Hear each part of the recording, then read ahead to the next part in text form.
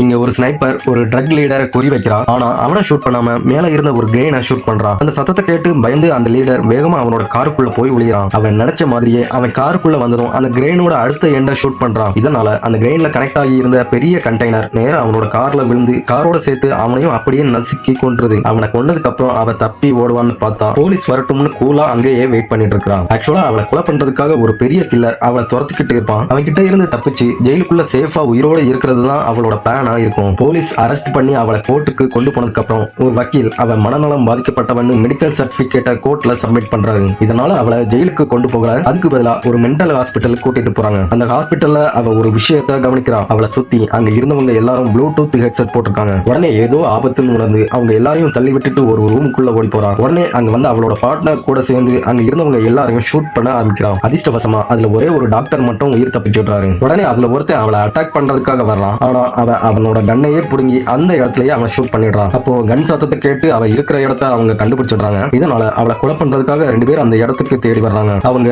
உள்ள வந்தா அவங்களை அட்டாக் பண்றதுக்காக ரெடியா டோருக்கு பின்னாடி மறைஞ்சு நிற்கிறான். ஆனா அதுல ஒரு கில்லர் அந்த டோரையே ஓங்கி கிட் பண்ணி அவளை அப்படியே பறக்க விடுறான். உடனே அவங்க உள்ள வந்து அவளை ஷூட் பண்ண ஆரம்பிக்கிறாங்க. சடனா அவங்க கிட்ட இருந்து தப்பிச்சு அவங்களே பறந்து அட்டாக் பண்ண ஆரம்பிக்கிறான். அந்த டைம்ல அந்த டாக்டர் அந்த ரூமுக்குள்ள வந்துடுறாரு. அப்போ அவ கண்ணால கில்லர்களை ஷூட் பண்ணிட்டு இருக்கும்போது சடனா அவளோட கண்ணுல புல்லட் தீந்து போகுது. அப்போ வெளியே இருந்தும் ஒரு பொண்ணு அவளை ஷூட் பண்றதுக்காக எய்ம் பண்ணிட்டு இருக்கா. அதை பார்த்து அவ உஷாராகி உடனே ஒரு கண்ணாடியை மேல தூக்கி வெளியே இருந்த அந்த கில்லரை கன்ஃபியூஸ் பண்றான். உடனே அவ டாக்டர் கிட்ட அங்க கடந்த கண்ணை எடுத்து கொடுன்னு கேட்கிறா. ஆனா அவர் கூட ஒர்க் பண்ற டாக்டருக்கு ஹெல்ப் பண்ண வேகமா போயிடுறாரு. அந்த டைம்ல அந்த கில்லர் கரெக்டா அவரை நோக்கி ஷூட் பண்றான். ஆனா அதிர்ஷ்டவசமா அவரோட முதுகுல இருந்த துப்பாக்கி அந்த புல்லட்டை தடுத்துருது. அடுத்தது அவ ஒரு கண்ணை எடுத்துட்டு அந்த டாக்டரோட கையில ஒரு லென்ஸை கொடுத்து அவரை விண்டோ பக்கமா ஓங்கி கிக் பண்ணி விடுறான். அதுக்கப்புறம் அந்த லென்ஸ் வழியா குறி வச்சு அவ ஷூட் பண்ணதுல அந்த புல்லட் கில்லர் கையில இருந்த கன்னோட ஸ்கோப்பை உடைச்சிட்டு அவரோட தலையில பாயுது. ஒரு வழியா தப்பிச்சிட்டோம்னு அவங்க கொஞ்சம் நிம்மதியா இருந்த டைம்ல சடனா அங்க இன்னொரு குரூப் வருது. உடனே அவ அங்க இருந்து கிளம்பும் போது அந்த டாக்டர் பின்னாடி என்ன நடக்க போகுதுன்னு தெரியாம அவளுக்கு ஒரு மயக்க ஊசியை போட்டுடுறாரு. அவ கண்ணை முடிச்சு பார்க்கும்போது அந்த குரூப் அவளை பிடிச்சு வச்சிருப்பாங்க. அவங்க